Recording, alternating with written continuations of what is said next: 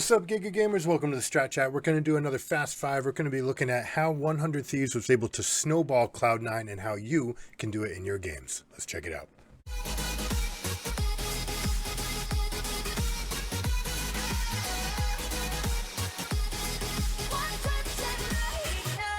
So here we go. We're going to pick it up at 30 seconds into the game with something that you should do in every single game. The first thing you need to do to get your snowball rolling is you need to start packing that snow. All right, you got to do something. You got to be the one that's proactive. If you're just waiting for things to come to you, nothing will happen. So one of the best plays you can do, especially with Nautilus, is to charge right up the mid lane. If there's one person there, there's a chance that you just get that hook. And if there's not, then they won't see you branching off into the side bushes. You might be able to catch someone river guarding.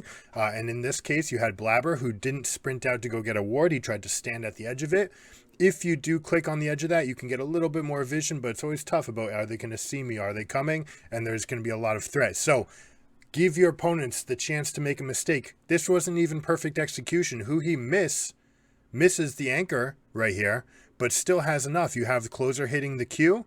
Who he's going to line up as soon as he has vision. He's going to line up his right click flash to go get that attack and get the root. Team gets to follow. You get the ignite and the gold goes on to Abadage. Number 2 thing you need to know about snowballing is what are the conditions, all right? Is the snow fluffy and soft or is it ready to be packed? You have to know which matchups you can go and snowball. For example, in the top lane, Renekton versus Ornn can be very volatile. Renekton needs to get in there, get a lot of empowered Qs. But if Ornn can retaliate with his empowered Bellows Breath, especially if he can respond to the double hit on the stun and just channel that Bellows Breath in that time frame, then he can actually come out ahead in those trades. Ornn versus Renekton can be very swingy. If Ornn loses, it's not the end of the world. If Ornn wins, Renekton is crushed. So this is where you need to go for your play. You're going to see Summit going for extra trades because he hit level 2. You're going to see that Summit started that trade going for level 2. But as soon as Ssumday hit level 2, he's fighting right back, right? He's going blow for blow, and especially he's got the Doran shield. He knows he can buy more health items. He's got better sustain for that reason. Next thing you got to know about your avalanche is what kind of mountain are you on, all right? What are the conditions of the slope? In this case, you've got a Diana with no flash. So suddenly she's definitely going to be hedging towards super farming in her jungle. This can be punished. Step number 4 is go make the play. All right, find the play, make the play. In this case, Ssumday sets up the knockup by pushing up. He sets up Closer's Q. Closer with phenomenal play there, hits the Q, then ward hops so that he can get auto attacks off, and that way if Renekton dashes away, he can still use the second activation of the Q to go follow him and deal the rest of the damage, and he gets the rest of the play. So now, what do you do from here? You have to keep the ball rolling. You want that snowball, that avalanche, the snowball to get bigger and bigger and bigger and bigger. You want it to turn into an avalanche. Again, if you look at the play here, right, we're going to see Ssumday. He even gets it in turret range. Knock up, ward hop, Q, perfect execution. Literally every ability perfect from Closer. You got to know your champions. You got to know what they can and can't do.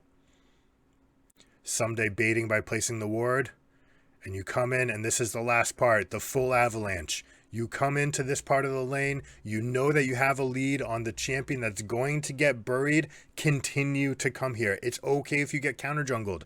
All right, go in here and bury the Renekton, because that advantage that you're going to have from Ornn in the top lane is going to carry through the rest of the game. This game became a complete avalanche. Diana was a non-factor. Everyone knew it, and because they had perfect information on her, they're even able to make plays like this in the bot lane where they're just getting solo kills. They end up winning all 3 lanes.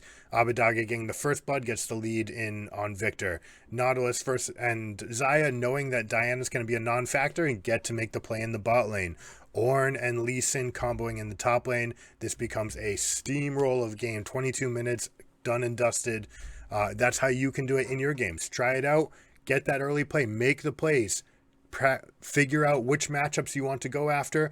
Practice your champions that you know you can make the play when it's time. And when you do get it, continue the ball rolling. Do not stop. Hit that rock. All right, pound the rock. You got to keep on coming at that one spot where you've created the pressure, and eventually that snowball will cascade into an avalanche. All right, good luck.